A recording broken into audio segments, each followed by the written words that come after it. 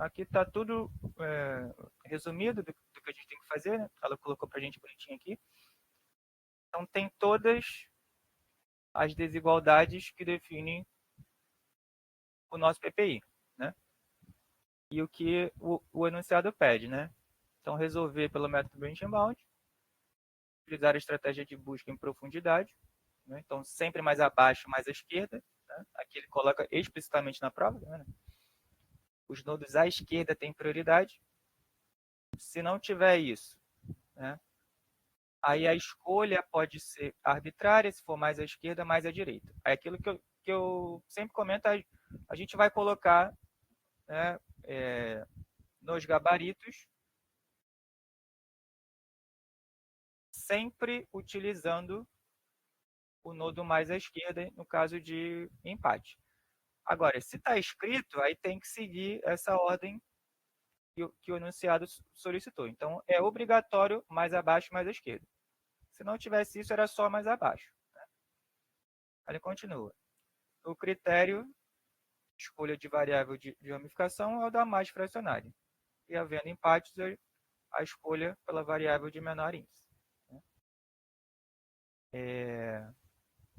Aqui também, se não tiver, né? Deu empate, tanto faz. Né? A escolha seria arbitrária se não tivesse isso. Mas está aqui, ele fala, escolhe-se a de menor índice. E a gente, nos gabaritos, mesmo se não tivesse isso, a gente ia escolher como critério de desempate esse de menor índice. Né? Então, o que a gente faz, né? Para resolver o PPI, a gente primeiro relaxa a integralidade. Né? Então, deixa de cobrar que x1 e x2 sejam inteiras e só fica com as de não negatividade. Então, x1 e x2 são maiores ou iguais a zero. Aí a gente plota. Né? Aqui ela foi fazendo, né? Fez para R1, fez para R2, a R1 estava certinho, a R2 estava certinha. Aí na R3, ela cometeu o erro de ambos serem zero aqui, né? Aí ela plotou a R3, ó, consigo dar zoom aqui, como sendo a origem em x1. Né? Só que a mesma lógica que ela fez para R1 e para R2 tem que fazer para R3. Então, a única diferença é que essa terceira desigualdade ela não tem termo independente. Né? Então, eles guardam essa relação de 11x1 ser igual a 8x2. Então, o que eu faço primeiro? Se um deles for zero, o outro é zero. Então, a primeira dela estava certa. Se um deles for zero, o outro é zero. Então, ele passa pela origem. Aqui. Aí eu tenho que testar mais um valor para eu tentar conseguir, né, plotar essa desigualdade no gráfico que eu consegui desenhar com R1 e R2. Então, se eu já testei zero e o par 0, 0 já existe, eu tenho que testar mais um. Né? Então, qual fica mais fácil para testar para eu ter valores inteiros aqui, né? Para vocês não ter que tentar no gráfico de vocês, né? Com régua e sem uma escala muito definida, né? Vamos dizer assim, é mais fácil testar algum valor que ficasse inteiro. Né? Então, olha, se x1 é 8x2 sobre 11, né? Eu testo algum valor para x2 para que eu tenha um par inteiro, para ficar mais fácil depois, né? De eu conseguir passar a reta por dois valores que eu consigo, né, colocar no meu gráfico certinho. Então, olha, se eu multiplicar isso daqui por 11, eu fico 11 sobre 11, cai esse denominador, né? Então, olha, se x2 for 11, x1 vale 8. Então, agora eu tenho dois valores, né, que no desenho que eu fiz à mão, fica fácil de eu plotar. Então, 0, 0, a origem, e o outro vai ser x1 igual a 8, então alguma coisa por aqui, não, alguma coisa por aqui, e o x2, 11, então alguma coisa por aqui, eu não sei, o x2 bate 11, deixa eu ver ali, onde que o R2 bate, onde que o x2 bate, ele bate em 12, então é quase isso, né? 12, isso. Então é alguma coisa por aqui, ficou muito embaixo, quase na metade disso. Então, aí eu venho tracejando, deixa eu trocar aqui. Aí eu venho tracejando aqui, né? Aí ele provavelmente vai bater, né? Mesmo que não tenha uma escala muito certinha, né? Que eu erre para lá ou para cá, ainda ficou próximo da reta que eu coloquei aqui. Então, a R3 verdadeira, né, é essa na linha em preto. E essa é a única diferença dos outros exercícios, né? Essa terceira desigualdade, ela só muda, né, porque eu tenho mais uma reta passando pelo meu espaço de solução, né? Isso nem interfere no método branching bound, então nem é problema de PO2, é problema de PO1, né? Porque a gente aprende a resolver problemas, né, lineares pelo método gráfico em PO1. Então, ou ficou alguma deficiência para trás, né? Mas não interferia em nada no nosso processo, né? Para resolver pelo método Branch-Bound. Só precisava traçar mais uma desigualdade. E essa desigualdade, ela é do tipo, ela era do tipo maior ou igual, né? Não é menor ou igual, era do tipo maior ou igual. Então, a região viável está para cá. Né? Então, como que eu construo a minha região viável? Através da interseção entre todas as desigualdades. Então, se o espaço estava em azul, o novo espaço vai estar abaixo, né? Se é do tipo maior ou igual, né? Ela vai estar abaixo da R3. Então, o espaço de solução é esse que está com esse tracejado mais grosso em azul escuro. Então, o espaço de solução é esse daqui. Tá?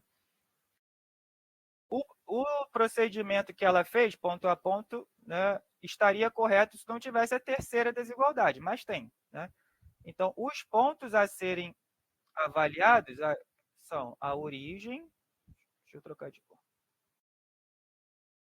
Então, a origem, 0, 0,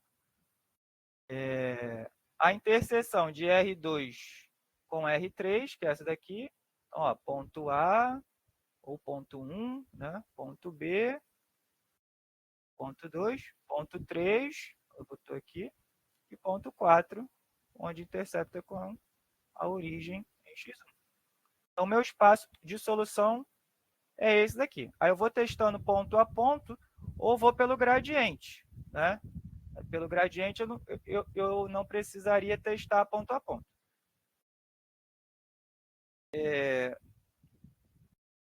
Só que aí depende se vocês entenderam como fazer isso ou não, né? O gradiente é 3,11. Então tem que ter algo do tipo. Aí o 3 está um pouco distante aqui. Não sei se vai ficar fácil a gente ver pelo desenho, né? Mas aí eu faço lá no GeoGebra. Então, a diferença foi essa, né? Ela resolveu esse problema só com duas restrições válidas, quando ficou faltando a R3. Aqui ela ainda conseguiu, né, ter uma terceira restrição, mas ela computou incorreto. A maioria dos alunos na P1 sequer fez, né, sequer colocou essa R3. Se não colocar, aí ele é outro problema. Né? Ele não condiz com esse que foi pedido. Tá? Aí então você já começa incorreto pelo começo. Né? Aí se alguém ainda assim conseguiu fazer certo, aí depende lá se foi pontuado ou não, mas no geral foi isso. Né? Alguns colocaram a terceira restrição de maneira incorreta e alguns fizeram outro problema que não era esse. Né? Mas aí fica assim, aí ponto a ponto, a gente pode calcular igual ela fez aqui, ponto a ponto. Olha, o A vale 0, 0, o Z do A é 0. Né? O P1 aqui, né? Ele é o R2, então é 0,2, é 0,12, é 0,12? 0,12. Então, se é 0,12, eu substituo no meu Z, né, que é 3,11. Então, x1 vale 0, 3 vezes 0, mais 11 vezes 12. Né? Aí, quanto que dá? Dá 1, 2, 1, 1, 2, 1, e anda para a esquerda, dá 132. Então, o Z daqui dá 132, né?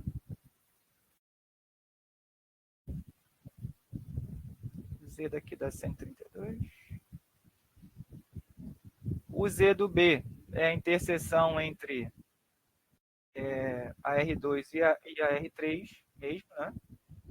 Que estava aqui. Aí eu acho que estava calculado certinho. É um número fracionário, né?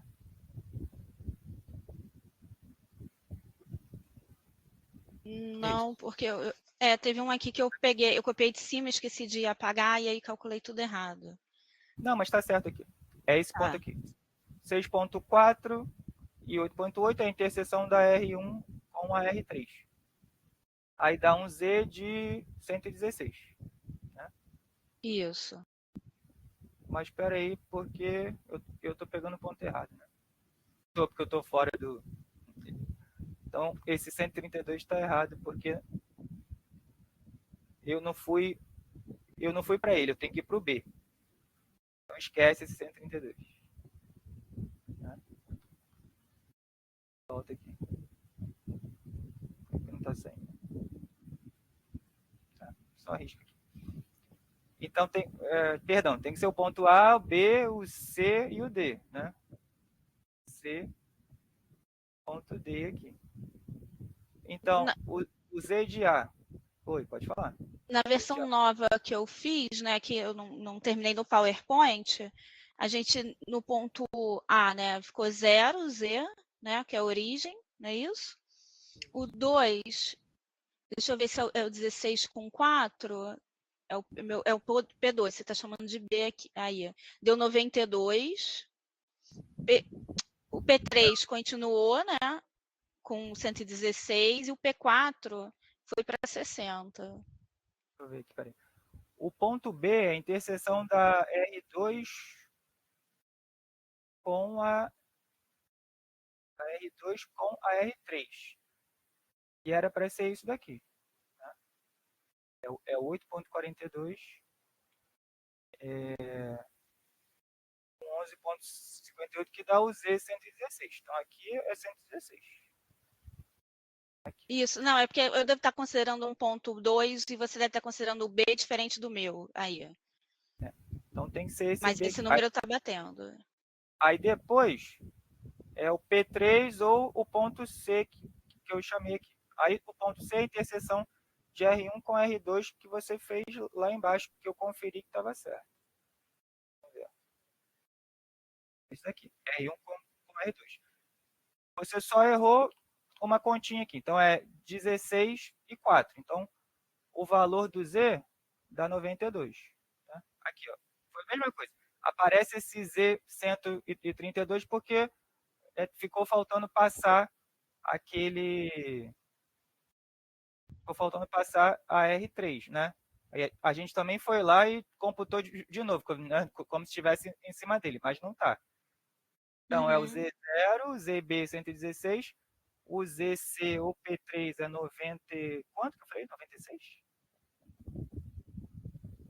Acho que é 92. Deixa eu olhar aqui no meu papel de novo.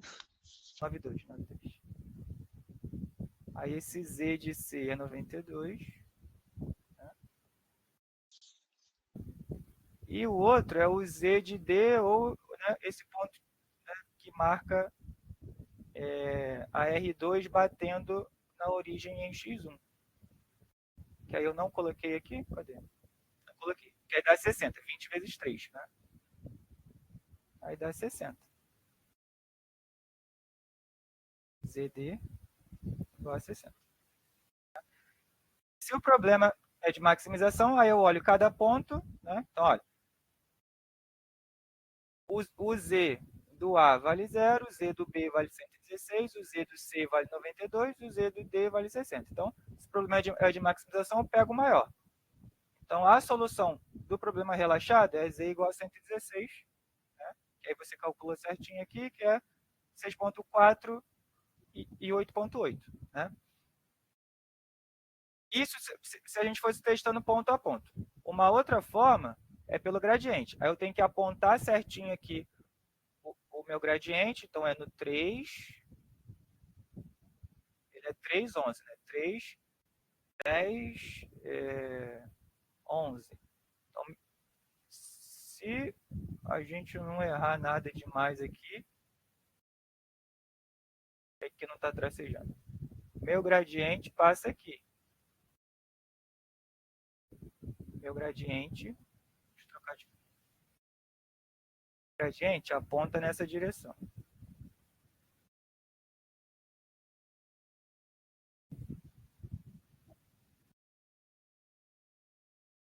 Está desenhando. E aponta nessa direção. Aí como que eu faço para resolver pelo gradiente, né? Eu traço uma perpendicular a ela. Olha, ele aponta nessa direção. Aí eu traço uma perpendicular ao meu gradiente, então tem que estar, né, praticamente perpendicular, senão a gente vai passar por ele. E com o lápis eu vou na perpendicular ao gradiente, porque aqui eu estou marcando meu gradiente Z igual a 0. Né? A minha curva de nível em 0, 0. É 0. Aí eu vou andando, né? Para cima ou para baixo. Então, para cima eu aumento, para baixo eu diminuo. Então, na direção que a minha setinha está apontando. Aí você pode colocar o teu lápis, né, perpendicular à setinha 3,11 aqui.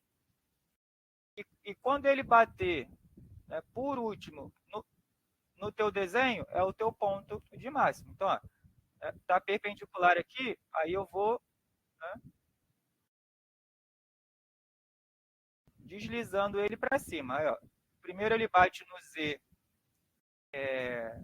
igual a 0, depois ele vai bater, né, perpendicularmente, ó, lá no C, né, que é 60. Então, ele vai fazendo isso daqui. Ó, né? Perpendicular, ele vai andando aqui. Aí ele vai bater lá.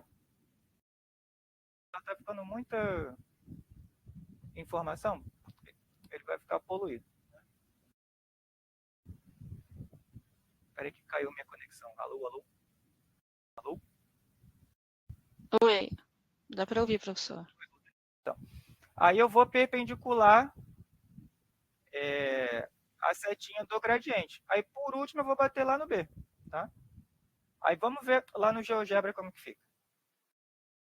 Aqui tem muita coisa já. Vai ficar... já tá muito poluído aí para poder entender aqui. Mas eu sabia disso. Mas é assim, primeiro a gente tem que tentar resolver da forma que vocês se adaptaram melhor. No caso da Tailine, ela foi fazendo assim, mas tem outra forma, né? Aí a gente vai fazendo junto. Vocês conseguem me ajudar para ir um pouco mais rápido? Quer que eu passe os dados, professor? Qual que é a R1? É x1 mais x2 menor ou igual a 20. x1 mais x2 menor ou igual a 20? Isso. Qual outra? x1 mais 2x2 menor ou igual a 24. 24. E a outra é... 11x1 menos 8x2 maior ou igual a 0.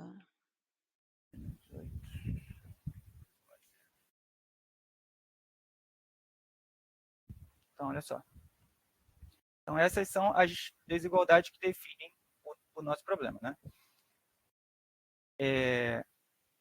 Aí eu só coloco na igualdade aqui para não ficar muito mais poluído, e na igualdade ele dá as interseções também, né, para ficar mais fácil. A gente consegue ver quais são esses valores para ver se está batendo lá, né? Então, olha, 0, 0, 6.4 e 8.8, 16.4 e o outro é 20. Só que todos têm que ficar abaixo da desigualdade que apontou para a gente. Então, ó, o x mais y, né, era menor ou igual a 20, então tem que estar abaixo da verde. Né? Ó, abaixo da verde. Né? À esquerda da reta verde. A segunda é x2, x mais 2y, né, o x1 mais 2, x2 menor ou igual a 24, então tudo que está abaixo do azul, né? E a outra é 11x menos 8x, 11x menos 8y maior ou igual a zero. Então, a direita da vermelhinha. Então, a composição do espaço de solução vai ser essa daqui, ó. Que é o que a gente colocou lá. Aí eu vou fazer aqui e as outras eu já vou continuar aqui, vai ser mais rápido. Cadê? Polígono. Então, o espaço de solução vai ser esse daqui. E a interseção de todas elas, de todas as restrições, vai me dar esse espaço de solução. É esse daqui. Esse é o nosso poliedro. Eu posso calcular ponto a ponto, né? Então, olha, peraí. Então, ó, ponto a ponto, eu tenho o ponto 0, 0, tenho o ponto B, que é 6.4, 8.8, ponto C, que é 16 e 4, ponto D, 20 e 0. Esse é o espaço de solução. Aí, sabendo cada um deles, eu jogo na minha FO, né? Aí, a direção da minha FO, eu vou colocar... Deixa eu ver se o vetor ajuda. Não, né? Deixa eu marcar como ponto aqui. Então, ele é 3. Isso é o meu gradiente, né? Meu gradiente é 3, 11. Aí que ficou sem espaço.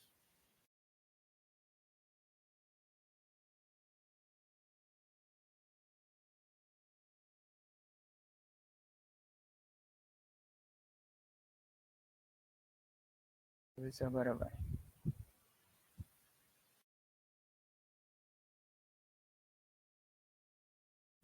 Então, 3, eu tenho que bater lá em 11, né? Aí a minha setinha... Legal, apaguei. Deixa eu ver se assim dá. É o 3, 11. Né? Foi. Então, esse é o meu gradiente, né? Ele aponta 3 em x1, 11 em x2. Então, se eu der um zoom aqui, né, Alt, as minhas curvas de nível, elas vão estar paralelas a esse 3,11. Então, o que significa isso? Que se eu desenhar aqui, ó, Z igual a 0, né? Aí o Z é 3x mais 11 y. E eu colocar 0, ele vai estar na origem. Igual a 0 é meu Z igual a 0. Então, olha, apareceu essa linha em laranja em cima do 0, 0. Então, ele representa Z igual a 0. E aqui ele está perpendicular ao vetor gradiente.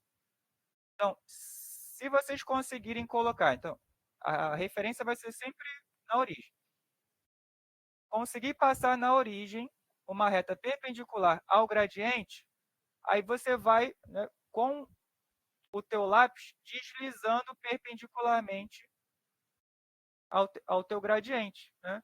Então você vai, com o teu próprio lápis, você vai passando e vendo onde que bate primeiro. Então, primeiro bateu em Z igual a 0. Aí se eu for para 20, olha para onde que ele anda. Igual a 20. É a curva de nível que vale 20. Aí o que mais? 60. Aí ele bate lá no 20. Então, teu lápis vai bater primeiro no 20. Aí depois ele vai bater, acho que no 92, né? 92. 92. Aí por último ele vai bater lá no B, que aí acho que é 116. Então assim é visual, né? É visual. E ele está sempre 90 graus com o teu vetor gradiente. Então dá para fazer assim, sem precisar calcular ponto a ponto. Só que isso é um pouco mais complicado, tem que ter feito mais exercícios. Se não entendeu como que essa lógica funciona, aí tem que fazer ponto a ponto, né, como a gente fez. Então, ponto a ponto é de posse das interseções, você vai calcular as interseções como a Tailine fez aqui, né? Então você vai lá, ponto a ponto, aqui, ó. Aqui, ó. Você vai ter que calcular as interseções. R1 com R2 vai dar o ponto C nosso, né, que foi 16,4. O ponto 2 é o nosso ponto B, é a interseção da R1 com a R3. Aí tem que calcular esses sisteminhas. Aí o ponto A é a origem, não precisa, é 0, 0. E o outro ponto é o que bate na origem, é 20, 0. Esses pontos já foram calculados quando você fez o cálculo para plotar no início, que é esse daqui, né? É colocar x1 igual a 0 e depois x2 igual a 0. Em todos os casos, exceto na R3, porque eu já tenho 0, 0. Então é isso. Dá mais trabalho, né, ter que calcular as interseções. Mas se essa lógica não ficou clara, lá no GeoGebra, aí tem que fazer assim. Tá? Então, ou calcula ponto a ponto, vê quem tem maior valor de Z, ou então faz pelo gradiente. Né? Traça teu gradiente, coloca o teu lápis perpendicular ao teu gradiente e vai deslizando na direção da seta. Né? Cadê? Deixa eu voltar lá para o GeoGebra. Aí isso é só a solução da RPL, é o nodo raiz. Né? Então aqui eu sei que meu valor é o ponto B, que deu meu Z 116. Aí deixa eu tirar esse polígono aqui por enquanto, vou ocultar ele. Então meu B está dando 116, meu Z de B está dando 116, com x1 igual a 6,4 e x2 igual a 8,8. Aí eu tenho que calcular qual é a variável mais fracionária, porque eu tenho duas fracionárias. Né? Aí volta para lá. Peraí. que ela fez aqui certinho. Aí são duas opções. Ou calcular pelas equações que a gente apresenta, né, de mínimo e de máximo. Primeiro tira o mínimo das porções, né, e depois escolhe quem tem maior porção fracionária. Ou como ela fez aqui, né, é a lógica, né, de quem está mais perto da metade do intervalo, do 0,5, né, no caso do x1, 6,5, e no caso do x2, o 8,5. Ou quem está mais perto dos extremos, né? Quem está mais longe dos extremos. Então, aqui, uma forma alternativa é a gente calcular a distância para metade do intervalo. Então, o delta1, né, do 6,4 para o 6,5, que é a metade do intervalo de x1, eu calculo em módulo para não ter problema com o sinal. Mas é 6,4 menos 6,5, né, em módulo da 0,1 de delta1. E o delta2 é do 8,8 para o 8,5, né, que aí dá 0,3. 0,3.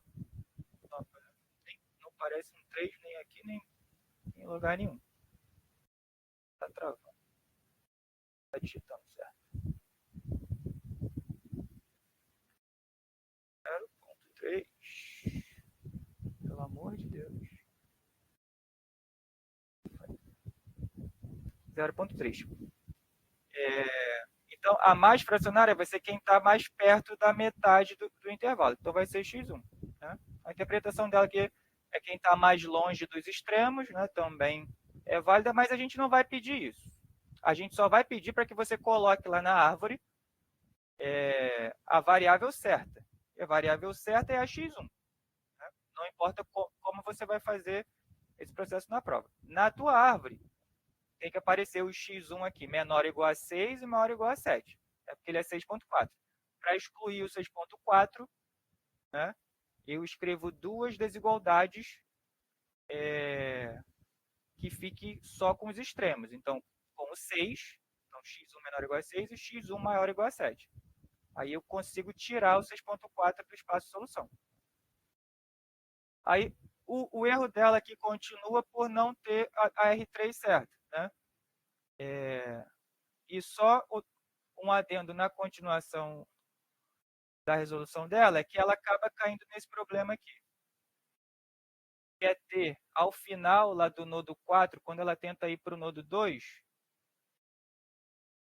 ela colocou tantas desigualdades no espaço original dela que esqueceu que depende de onde a gente está na árvore. Né? Ela desceu até o 4, foi colocando as desigualdades x1 menor ou igual... Deixa eu dar zoom. Ela colocou, adicionando ao espaço 0 original, né? x1 menor ou igual a 6, x2 menor ou igual a 8. Ela foi para o 4, colocou também, né? x2 maior ou igual a 9. Aí, quando ela voltou para o 2, ela tentou colocar dentro disso tudo mais uma, né? O x1 maior ou igual a 7. Só que não é isso que a gente faz. Por isso que quando... se não ficou muito claro para você, a minha sugestão é ir desenhando pequenos gráficos. Porque senão esse bando de desigualdade pode gerar dúvida. Aí aqui ela tentou colocar mais uma desigualdade dentro das desigualdades anteriores. E isso para o nodo 2. Só que isso não faz sentido, porque x1 menor ou igual a 6, x2 menor ou igual a 8 definem o espaço do nodo 3. Né? O do nodo 4, eu esqueço o x2 menor ou igual a 8 e adiciono ao espaço anterior, no caso original, mais o x1 menor ou igual a 6, eu adiciono o x2 maior ou igual a 9. Então, as disjunções têm que fazer sentido com o nodo que a gente está. Então, o espaço do nodo 4 é o problema original relaxado, adicionado x1 menor ou igual a 6, adicionado x2 maior ou igual a 9. O x2 menor ou igual a 8, eu esqueço. Eu tenho que tentar, no desenho que eu fiz, tentar esquecer ele, para não ficar confuso. Ou então faz vários gráficos pequenos. Tá? Aí no 2, ela tentou colocar todos os outros, né, de 0 a 4, mais o do 2. Não é isso. O espaço que define o nodo 2 é o espaço original adicionado de x1 maior ou igual a 7. Só. Eu esqueço esse daqui. Isso não serve para mim, isso não serve para mim, isso não serve para mim. O que serve é x1 maior ou igual a 7. Então, eu tenho que passar no espaço original, x1 maior ou igual a 7 para cá. Isso só é o espaço original mais essa desigualdade, para definir o nodo 2. Tá? Então, atentem-se a isso. Pode ficar muito confuso. Olha esse daqui, ó, depois dela, do 5. Ó. Aqui tem todas as desigualdades. Né? Só que você não pode contar todas, senão todos os seus subproblemas do lado direito eles vão ser inviáveis, porque não dá para colocar todas essas desigualdades no espaço a partir da árvore do lado direito, né? Porque não faz sentido. Eu tenho que esquecer essas daqui para eu poder conseguir chegar no espaço correto. Se um gráfico só fica ruim e pequeno, ele de fato fica ruim, ou faz um gráfico maior, como a gente vai ver lá no GeoGebra. Aí sim, você coloca todas as desigualdades e tem que tentar fazer um esforço para esquecer as que ficaram para trás, né? O espaço tem que fazer sentido. Ou então faz pequenos gráficos só com as desigualdades que definem aqueles espaços. Tá? Esse é um ponto de atenção. Eu acho que isso cobria tudo que ela cometeu de erros, tá? Aqui, Tarine, você não coloca essa representação de tracinho, porque isso representa a poda, tá? Você só pode colocar essa representação quando você podou. Então, aqui você pode, no nodo 3 pode, porque foi poda por otimalidade. No 4 você pode botar esses dois tracinhos, porque foi poda por inviabilidade. Mas nos nodos 1 e 2 não pode, tá? Porque aqui não houve poda. Aqui houve exploração e ramificação, tá? Mas não poda. Ok? Alô, Thaline? Eu não estou te ouvindo, não. Ah, desculpa, que eu subi o microfone aqui do headset. Não, perfeito, professor, entendi. Eu até na tela anterior, né, eu realmente, quando o gráfico começou a ficar cheio de restrição, que eu acabei juntando tudo,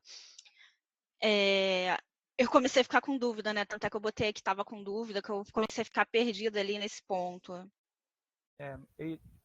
Isso acontece por esse motivo, né? A gente vai colocando muito, aí depois não consegue discernir ou distinguir qual que é o espaço que a gente está avaliando. Então, se ficar muito pequeno, realmente dá esse problema. Então, ou tenta fazer um pouco maior, né? Ou faz pequenos gráficos para cada espaço. Aí vamos lá para o GeoGebra, que aí eu vou mostrar para vocês como que fica. Tela inteira? Tela inteira. Então, ó, aí a gente tem esse espaço aqui. Deixa eu voltar o polígono. O espaço é esse. Será que eu consigo aumentar um pouco? Pô. Configurações. Pô, espessura. Pronto. Então, o espaço é esse. Aí eu vou colocar as desigualdades que definem, né, os nodos que eu vou explorar. Né?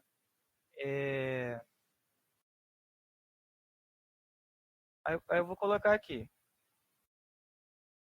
Qual que a gente colocou? Foi o x1, né? Quem é mais fracionário aqui é o x1. Então é x. Então, eu vou separar os 6.4 do meu espaço de solução, então eu escrevo duas desigualdades. A desigualdade x1 menor ou igual a 6 e x1 maior ou igual a 7. Então, x é igual a 6, né, para facilitar as contas da gente, e a outra x igual a 7. Só lembrando que o x6 é menor ou igual, então o espaço à esquerda, e o x7 maior ou igual ao espaço à direita. Então, eu vou resolver primeiro o nodo 1, porque ele pede mais abaixo, mais à esquerda. Então, é o nodo 1. Então, eu esqueço o x maior ou igual a 7, vou primeiro para o meu x6, né? Para o meu x igual a 6, que no caso é menor ou igual. Então, aqui, meu espaço deixou de ser esse polígono grandão, né? Deixou de ser. Não é mais esse. Meu espaço agora é esse carinha aqui, ó. Do A até aqui. Vai, polígono regular, peraí. Polígono. É o A pro F para esse carinha aqui que intercepta na equação 3 e o A de novo. Então, meu espaço de solução agora é esse carinha.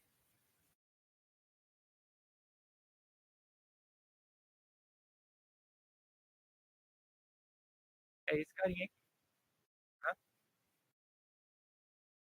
Aí, de novo, ou eu vou perpendicular ou eu vejo ponto a ponto. Aí, os pontos estão diminuindo, né? O ponto A continua sendo 0, 0. É o ponto F. E aqui ele já computa para a gente, é 6, 0, né? E de fato está certo, porque é x menor ou igual a 6. E o ponto G, que é a interseção de x1 menor ou igual a 6 com a equação 3, que é a que não tem valor no lado direito. Né? A equação 3 é 11 x1 menos 8 x2 maior ou igual a 0. Aí dá exatamente o ponto que ele já calculou para a gente. Fica mais fácil aqui, que é 6 e 8,25. Né? Aí, ou eu vou pelo gradiente, mas eu nem preciso, né? Porque ó, o zero está aqui, depois eu vou andar, né? Não é perpendicular, eu vou bater no ponto F, depois eu vou bater no ponto G. Ele já é meu ótimo. Então, é o G aqui. E o G, qual que é o valor do G? Para a gente ver se ele bate lá. Ele é... Cadê o valor? Cadê o valor? Cadê o valor? 6,825. Então, é 6 vezes 3, 18. Mais 8,25 vezes 11. Dá 108,75. Deixa eu ver se é. Deixa eu ver se... É isso mesmo, 108,75. Deixa eu ver se. Deixa eu ver se ele aceita aqui, senão tem que colocar em fração. 108,75. Ele aceita também. Então, bateu lá, né? 108,75. Sempre perpendicular ao gradiente, tá vendo? Então, eu vou deslizando o meu lápis na direção do gradiente, né, com a caneta ou lápis perpendicular à setinha que eu coloquei, ele vai bater por último lá no G. Aí eu já sei que é 6 em x1, 8,25 em x2 e o valor do Z vale 108.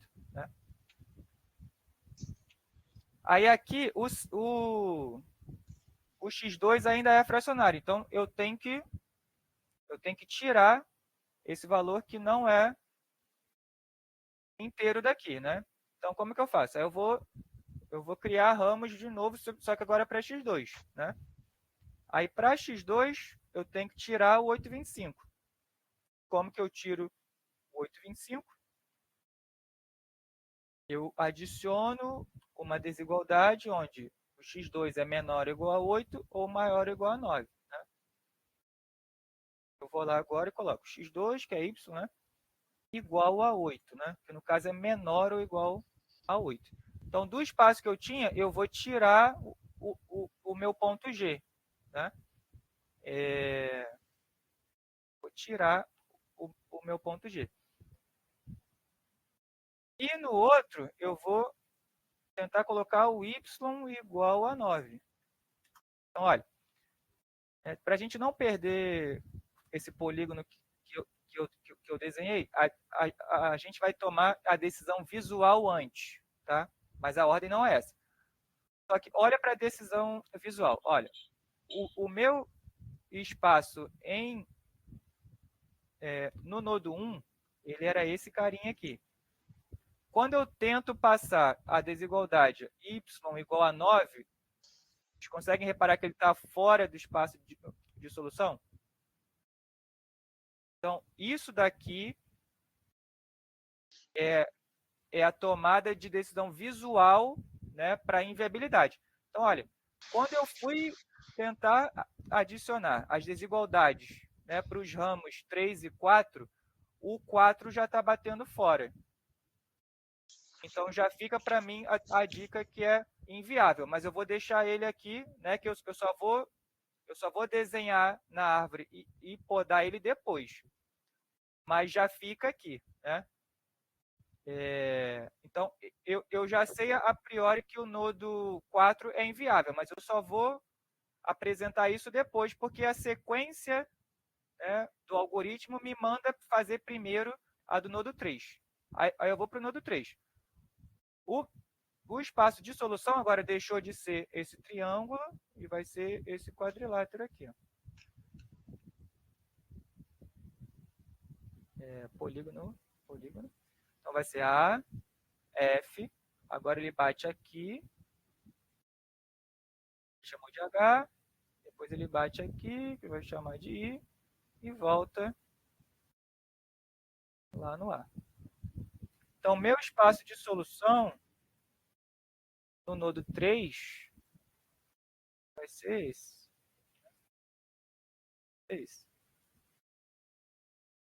Esse quadrilátero aqui. Aí, quem é meu ponto A? 0, 0. Quem é meu ponto F? Estou desligando, já que você não vai ver isso nada agora. Tá vazando áudio. Ah, desculpa. Tirei. Desculpa, professor. Fui eu estava falando aqui com outra pessoa. Tranquilo. Então, o ponto A é 0, 0. O ponto F é 6, 0. O ponto H, ele já calcula para a gente, é 6, 8. Né? E o ponto I, ele já calcula para a gente, é 5,81 e 8. Aí eu vou, novamente, perpendicular, né? Olha. Aí aqui ele já pode me dar uma dica, né? Olha, se eu voltar um pouquinho, ele vai bater onde? Né? Se eu voltar, sei lá, para 108, para onde que ele vai? Ele está voltando, 108, 109, vamos ver 100.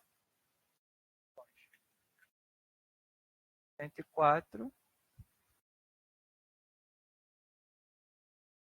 106, tá vendo? Então, 104, 106, então o I está entre 104 e 106, então ele é menor que o 106, só que o 106 passa em cima do H, né? Que é exatamente o valor, né, do gradiente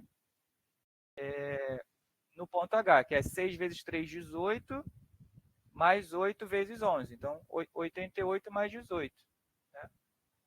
Aí deu 106, então 106 é o ponto mais distante no meu espaço de solução do nodo 3, né, que é o AFHI.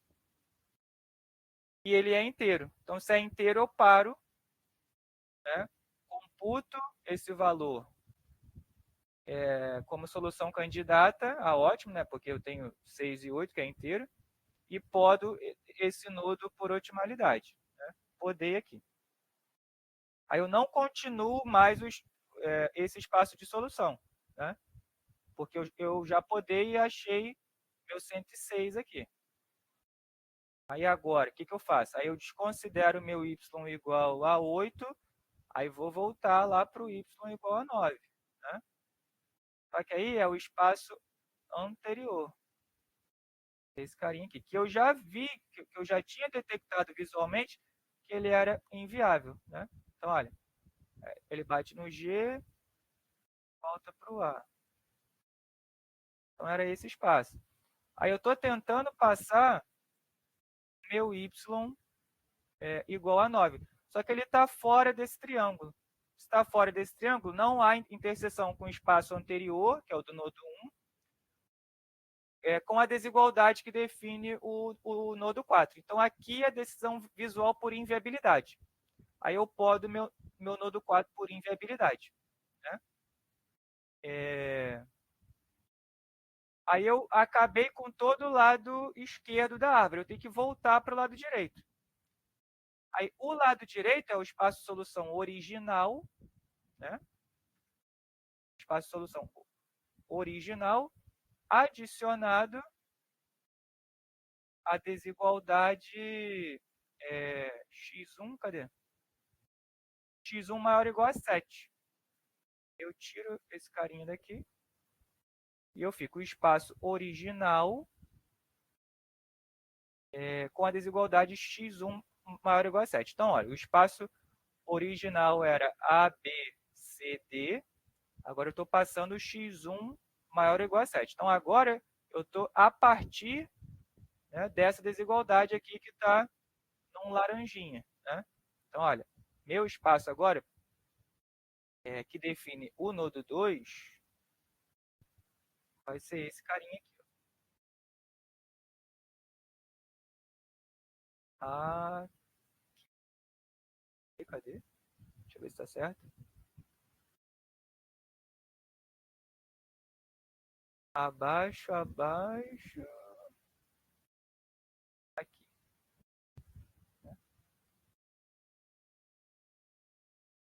Equação 4 é essa, para ver se eu não estou fazendo besteira.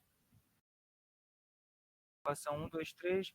Ah, tá. Essa equação 4 é o gradiente. Senão a gente ia errar aqui. Então, o espaço de solução que define o nodo 2 é esse daqui. É o FGCD.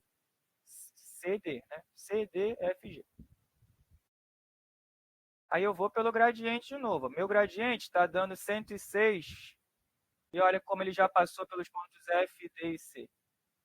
Então, meu gradiente vai bater no G. Né? Invariavelmente vai bater no G. Aí, quem é o ponto G? O ponto G é 7 e 8,5. Então, quem é meu gradiente para 7, 8,5? É 7 vezes 3 mais 8,5 vezes 11. 114,5. O meu gradiente vai bater no máximo ali, 114,5. 14. Ponto foi? 114,5. Então, ele bate no G. Então, meu G é o ponto de máximo para o espaço de solução do nodo 2, 114,5. Com G valendo 7 e 8,5. Então, como meu 8,5 é fracionário, eu tenho que ramificar de novo, porque eu não quero o valor fracionário.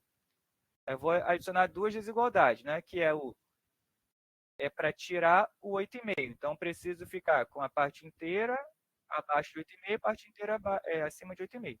Então, x2 menor ou igual a 8 e x2 maior ou igual a 9. Eu coloco aqui. x2 é y, né? Y igual a 8 e y igual a 9. Será que eu vou ter alguma inviabilidade aqui?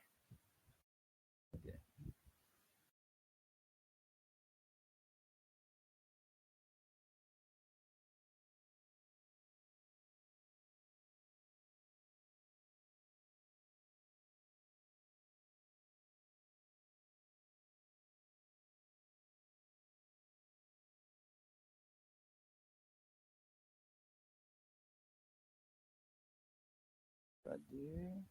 Equação 1, equação 2.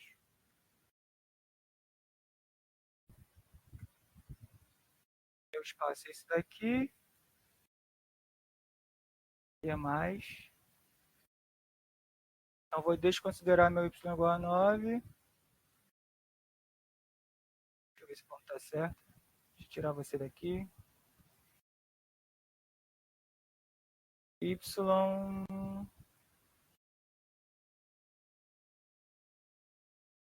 igual a 8.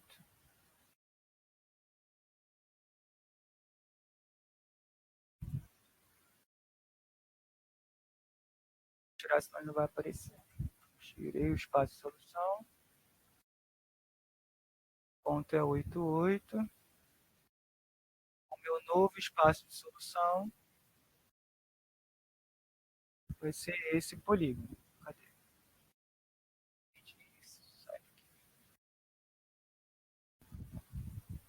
O novo espaço de solução vai ser esse. Vai ser esse.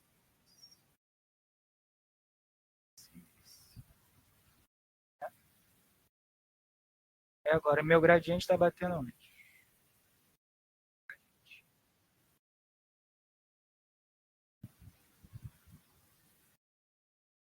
Meu gradiente estava batendo no G. Então, se eu descer, né, o ponto mais perto vai ser o ponto I. Então, eu nem preciso ver mais nada, né?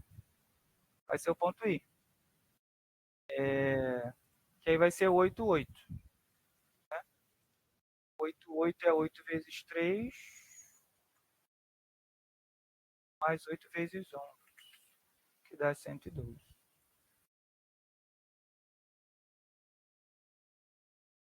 Bateu lá no I. Então, esse é meu ponto ótimo, ele também é inteiro. Eu só preciso avaliar se ele é melhor que o anterior. Eu só não tenho registro do valor anterior. Quanto que tinha dado? Tinha o 106. 106. O Então, original era 116, né? O primeiro, né, do zero.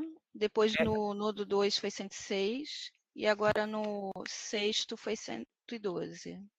no nodo 3, que foi 106, né? Isso. Aí a gente podou por otimalidade. Agora no nodo, a gente está no nodo 5. No nodo 5 a gente está podando por otimalidade de novo, né? Porque a solução foi melhor. É 112. Então, se foi melhor, aí a gente poda por otimalidade e atualiza. Então, agora a solução candidata é 88, né? Com Z igual a 112. Aí, se eu não fiz nenhuma besteira, eu acredito que não, vou ter que conferir lá, a gente vai tirar esse espaço de solução daqui e vai tentar incluir o y igual a 9, né? Deixa eu tirar esse polígono daqui. Vai tentar incluir o y igual a 9. Deixa eu tirar você daqui. Isso. Vou tentar incluir o y igual a 9 no espaço anterior. Espaço do nodo 2, né? Que era esse carinha aqui. F, D, C, G, né? Peraí. É G, acho que é G. Se eu não fiz nada errado pelo caminho. Aí eu estou tentando passar o y igual a 9 e me parece que ele está indo para fora, né? Então, y... Deixa eu ver o g aqui.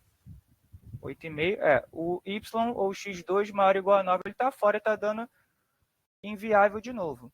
Eu não tenho certeza se era isso. A Tailine está aí? Tá certo isso? Tô, professor. Eu coloquei como inviável aqui também. Porque no meu nodo 5, realmente, como eu estava com x1 igual a 8, x2 igual a 8, chegou um momento... E aí eu tinha colocado... É que ficou confuso, né, meu gráfico. Mas... E as minhas anotações aqui também, que eu ainda não passei para o computador. Mas eu vejo que está fora da região que eu tinha delimitado. Aí então, né, se eu não errei nada pelo caminho, o nodo 6 é inviável, aí a gente percorreu todo mundo, acabou a árvore aqui. Aí só tem que desenhar a árvore. Aí deixa eu ver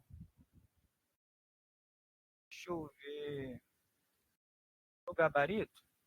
Aí eu coloco para vocês. Gabarito.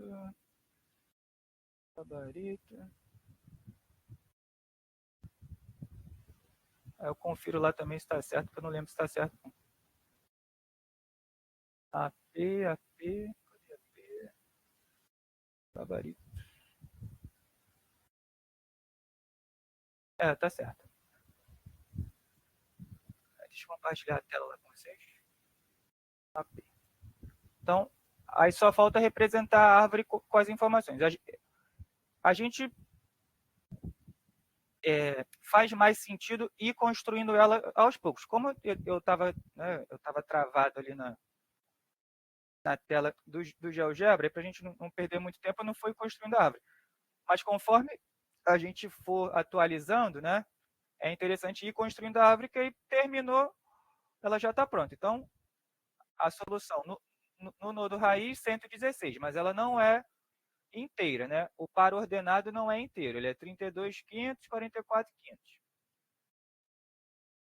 Aí x1 mais fracionário, adicionamos os dois ramos. Aí mais abaixo, mais à esquerda, porque é profundidade.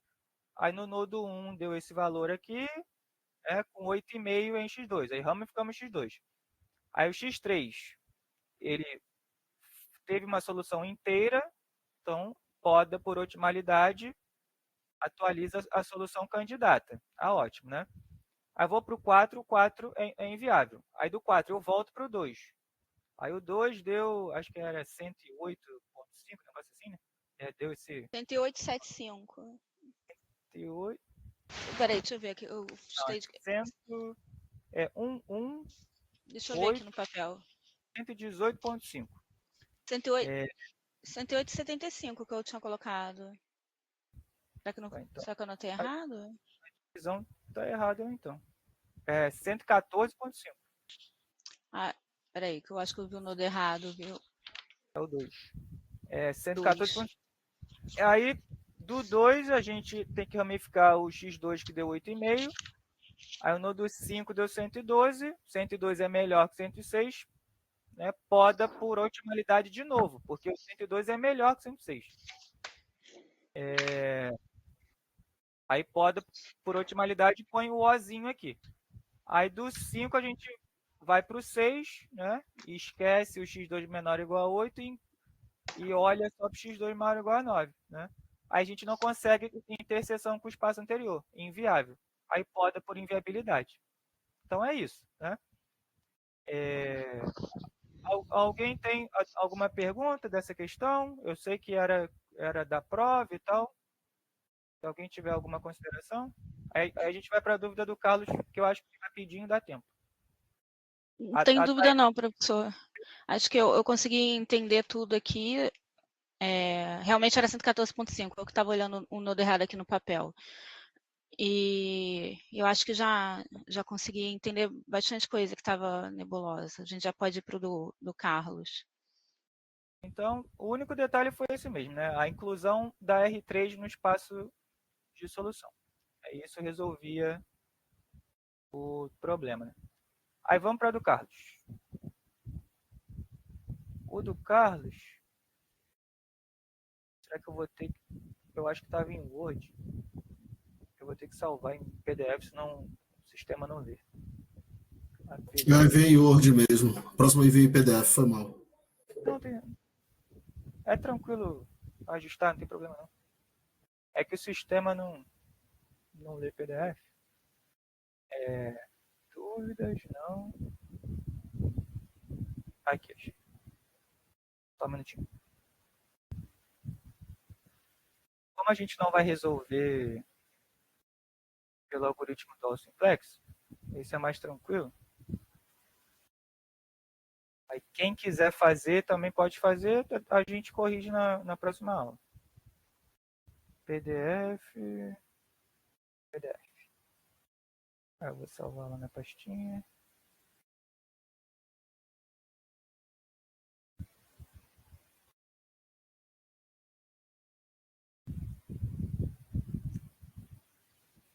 Para vocês.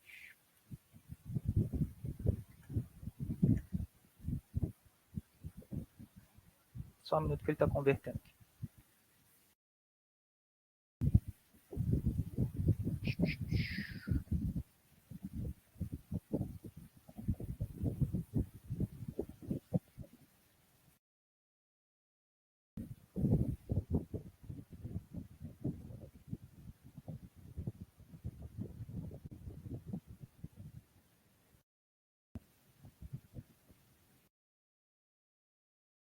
Mas o Carlos chegou a ler a mensagem que eu coloquei lá? Ou não conseguiu ver? Sim, eu li sim.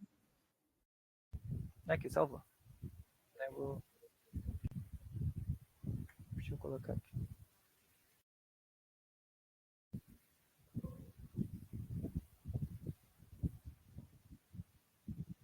Salvou.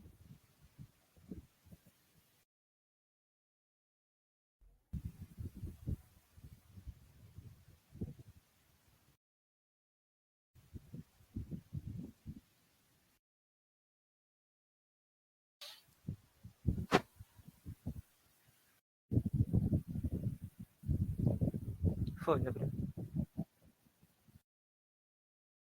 Então, vamos lá. São os exercíciozinhos também da lista de branch inbound, só que para resolver por goma. Corte de goma. A única diferença é que para isso vocês precisam, né, do Tableau ótimo para poder obter os cortes, né? O corte de goma.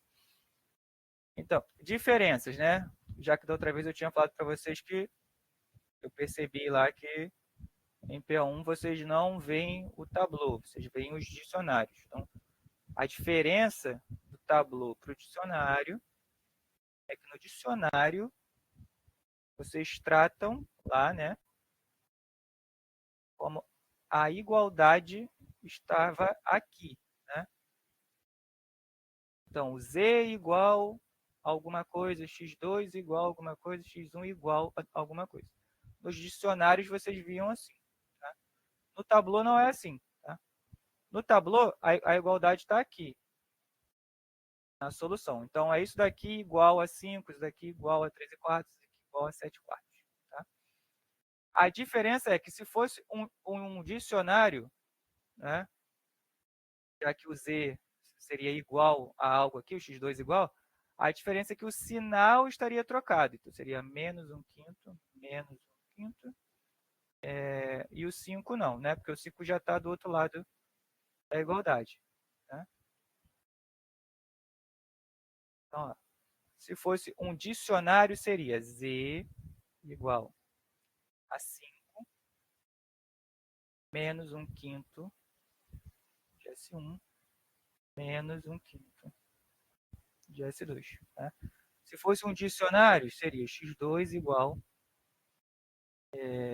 a 13 quartos menos 7 sobre 20.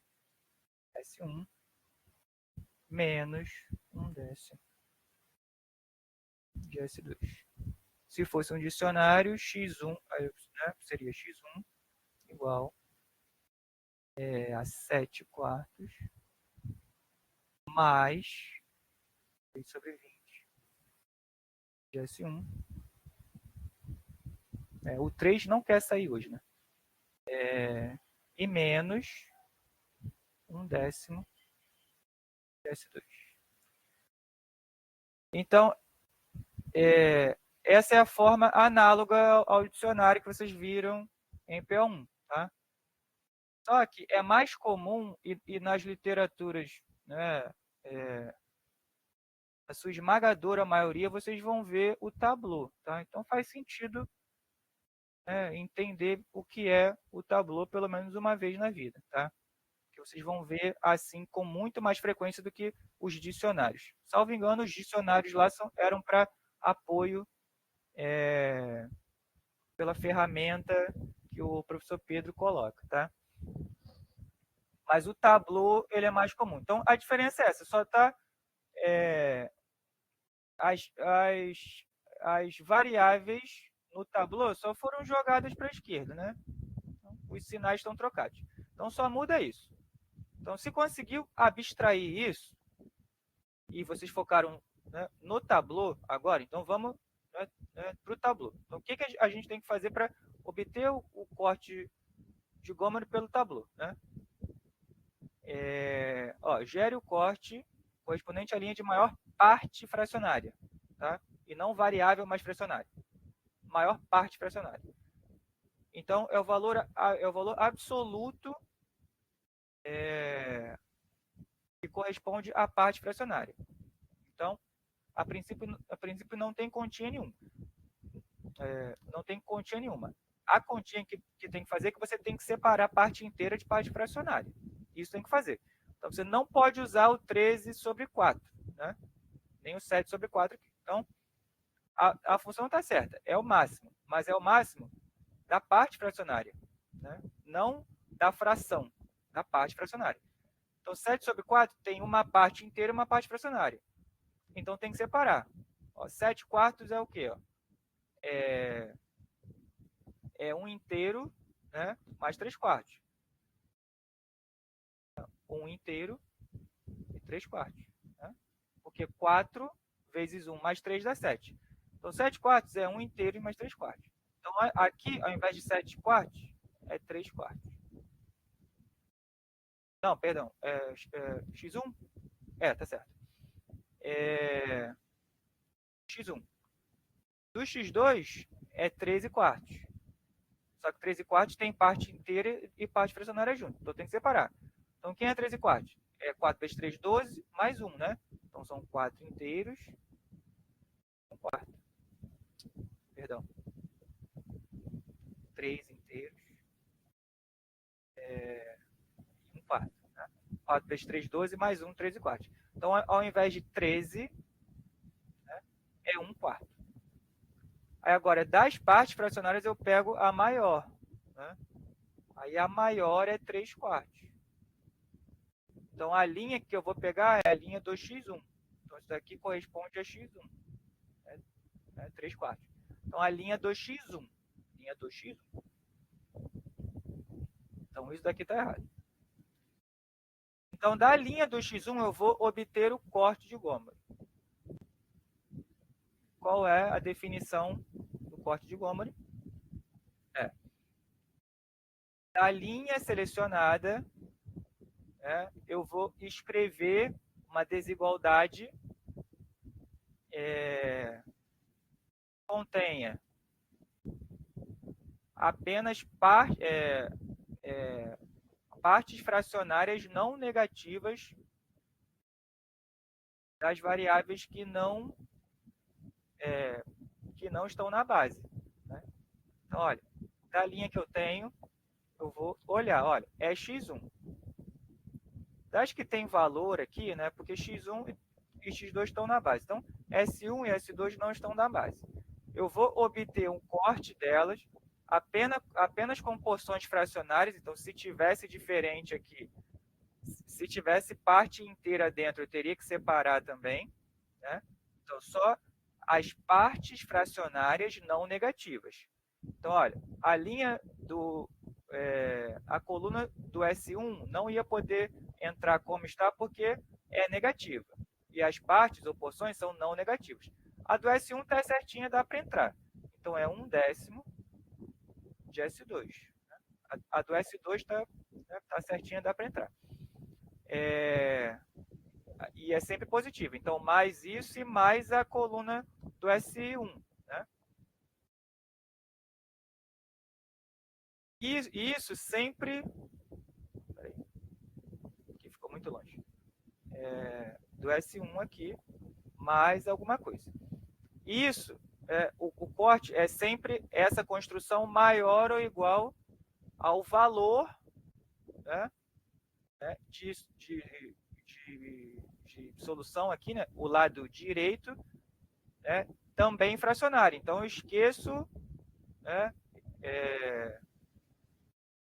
estou no lugar certo. Espera aí, 3 quartos. Tô. 3 quartos mesmo agora. A parte fracionária não é 7 quartos, é 3 quartos. Então, maior ou igual a 3 quartos. Sempre as porções fracionárias não negativas. As partes fracionárias não negativas. Então, tem que ser o 3 quartos. O 1 não pode entrar junto. É o 3 quartos aqui. Tá? Então, ele vai compor o lado direito do corte. Né? O valor numérico do corte. No S1, eu preciso ajustar. Né? E eu sempre ajusto com transformando esse valor negativo em uma parte inteira negativa e uma parte fracionária não negativa. Né? No caso positivo. Então, se é menos 3 sobre 20,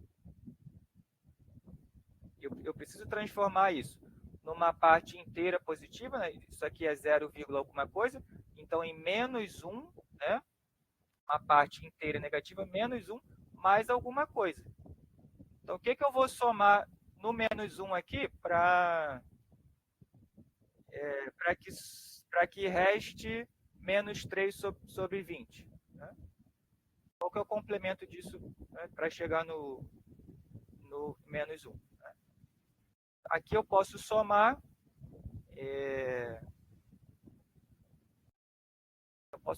o que falta para 20, né?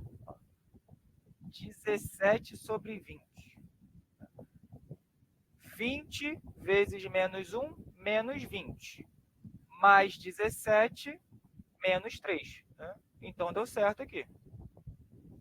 Toda vez que for negativo, eu tenho que transformar uma parte inteira não negativa, uma parte inteira negativa, uma parte fracionária não negativa. 3 sobre 20 é menos 0, alguma coisa. Então, o inteiro mais próximo menor é menos 1. Então, eu coloco menos 1. O que eu tenho que somar no menos 1 para dar menos 3 sobre 20? Soma 17. Por quê? 20 vezes menos 1, menos 20. Mais 17, menos 3. Tá certo? Aí vai entrar aqui na frente 17 sobre 20. Agora sim. Né? Agora está certo. Aí esse é o corte. Tá? Aí você pode ajustar pelo denominador aqui, né? Colocar tudo, o corte sem essas divisões, pode multiplicar todo mundo aqui, 5 vezes 4, 20, né?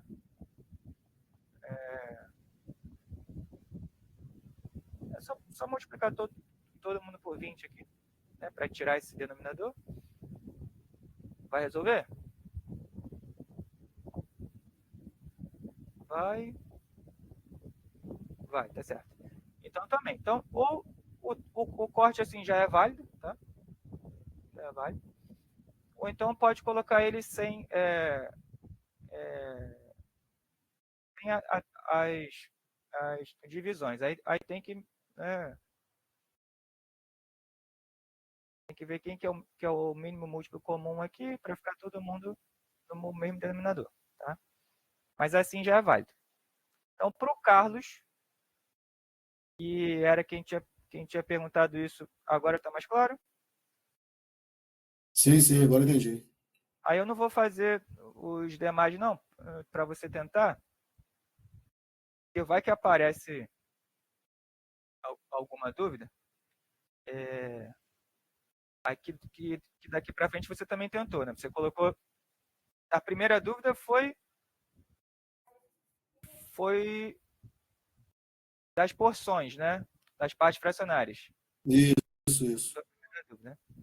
Então tem que lembrar, tem que dividir, né? Tem que separar em parte inteira a parte fracionária para poder entrar nessa continha.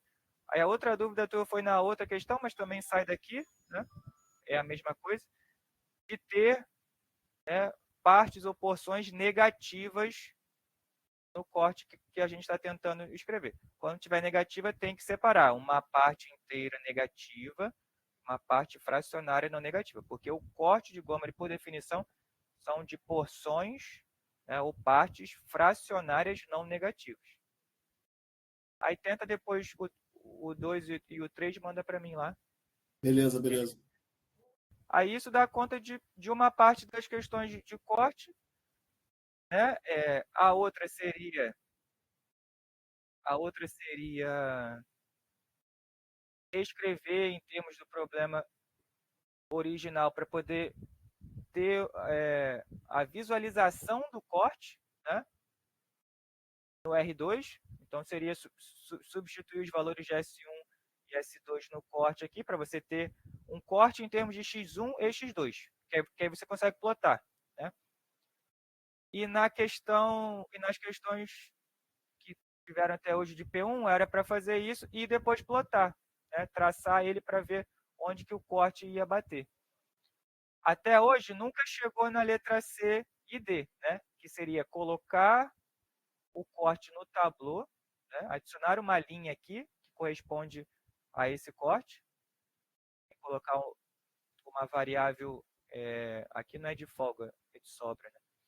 uma variável de sobra aqui, que vai tornar o valor de solução negativo, aí negativo resolve por dual simplex. Né? Tem que lembrar como que são as regrinhas do dual simplex. Como vai ficar gravado, aí eu falo, mas não precisa ficar assustado não. Mas a regra do dual simplex é quem é candidato a sair da base é quem tem valor de solução mais negativo. Né? E na maioria das vezes, se não todas as vezes, os problemas que a gente apresenta, só uma linha, né? Só uma variável que está na base vai ser negativa, então é essa que sai da base. E a candidata a entrar na base, você tem que fazer uma razão, né? É a razão na linha de quem vai sair. Quer ver? Tem uma aqui que acho que o Carlos estava tentando fazer. Aqui, ó, tá vendo? Ele estava tentando fazer. Deixa eu dar zoom aqui. Oi.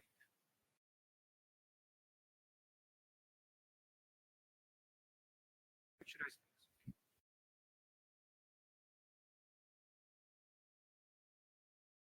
Tá.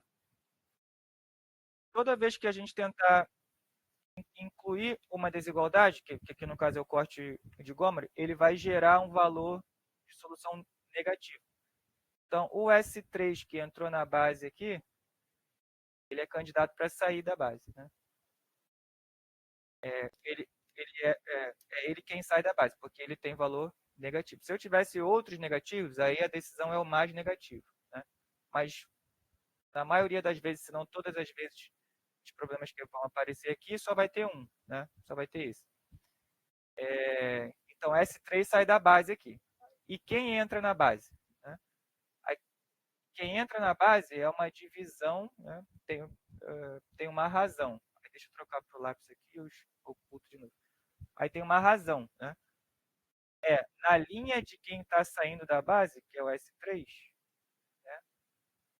eu vou fazer uma divisão que eu prefiro a razão de mínimo. Tá? Então, eu tiro o mínimo, né?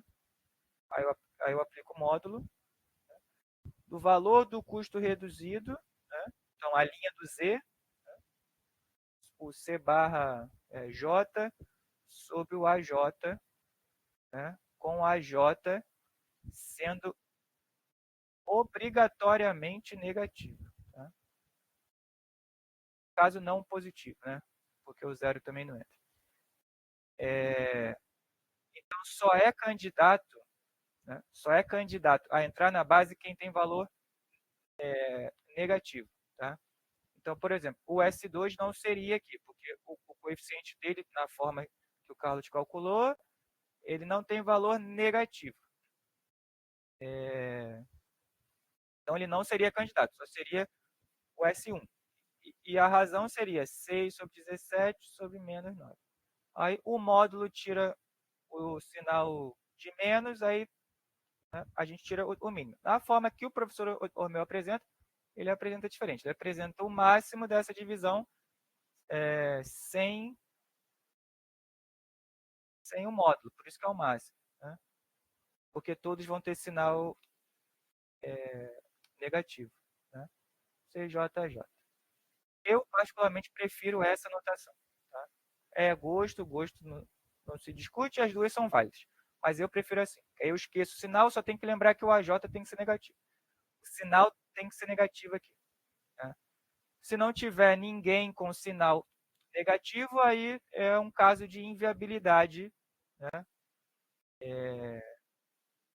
Do dual simplex. Aí é inviabilidade de fato. Não existe candidato a entrar na base, é uma condição de parada de inviabilidade. Aí, como só tem o S1, você praticamente nem precisa calcular, mas pode fazer essa razão aqui, vai dar um valor, e é ele que entra, e você faz a operação de pivoteamento aqui. Né? Então, onde tem menos 9, tem que virar 1. Aí você tem que fazer as operações de Gauss-Jordan depois. Né? Ou, como vocês viram, em PO1 lá, você pode ver, o S3, né? Aqui, ó, o S3, ele é S3, né, vezes 1, mais 7S2, menos 9S1, igual a menos 63. É isso? Aí como que eu faço para o S1 virar 1? Né? Aí eu pego esses caras e jogo para lá, para o outro lado. E depois divido todo mundo por menos 9. Então S1 igual a menos 63, menos S3, menos 7S2. Só que aí tem que dividir todo mundo por menos 9. Por menos 9. Faz isso e obtém o S1 nessa lógica. É a mesma forma de pivotear ele e resolver por Gauss-Jordan. Né? Por Gauss-Jordan aqui, o equivalente seria a linha 4. Né? A nova linha 4 é a antiga linha 4. Botei um 4. Tá. Vai ser um L, 4 aqui. Vai ser a antiga linha 4 dividido por menos 9. Né? Aí eu estou pivoteando. O menos 9 vai virar 1 e vou dividir todo mundo por menos 9. Então vai ser menos 9 aqui, menos 9. E aqui dividir por menos 9. Né? Isso é Gauss-Jordan. Né? Aparece o 9, pelo amor de Deus. Não quer aparecer o 9.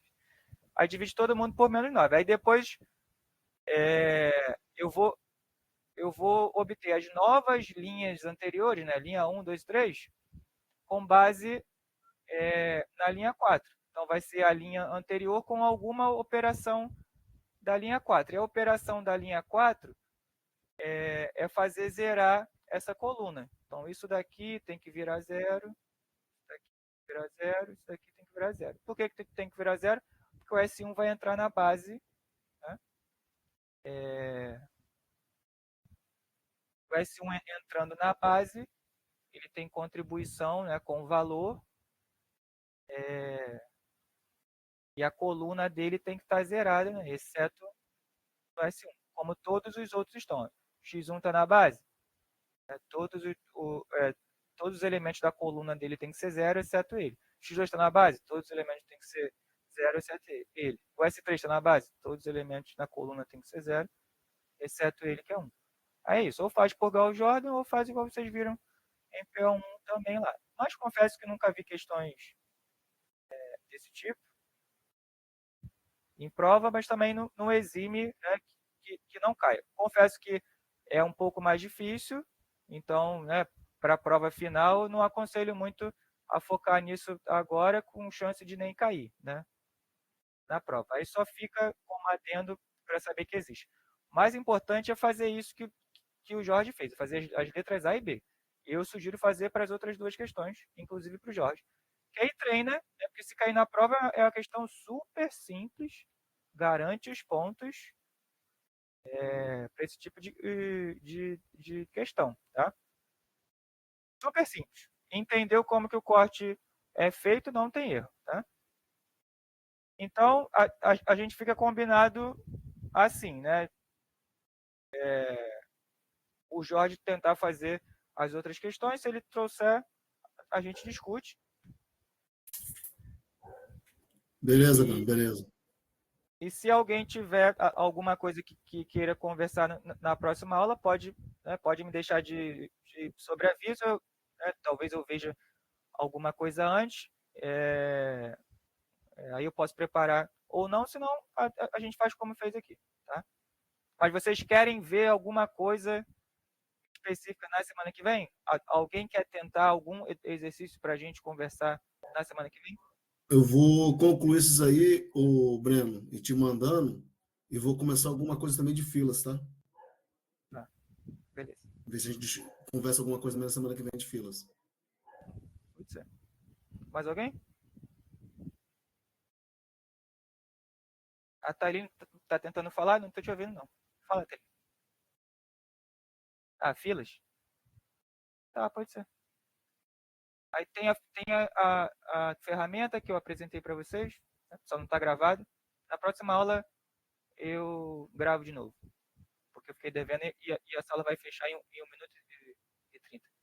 Então, tentem fazer alguma coisa de filas. Aí a gente conversa melhor na próxima sessão. Certo? Perfeito. Então, obrigado pela presença de vocês aí, pelas dúvidas para quem.